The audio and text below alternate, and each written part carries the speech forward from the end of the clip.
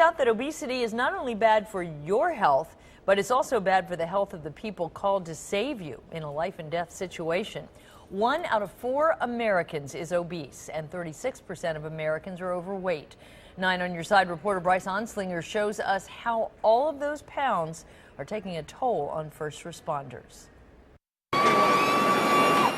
This electronic cot could be the answer to many of the problems facing emergency responders when it comes to heavy patients.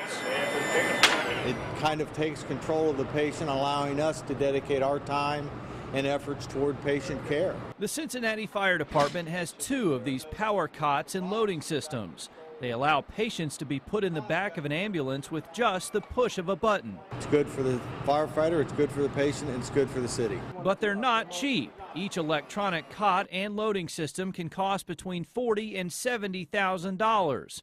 Cincinnati's 2 units were purchased with grant money. So for us to equip all 3 of our EMS units, it would be about $120,000. Fairfield Township firefighters are hoping they can also secure grant money to pay for the system.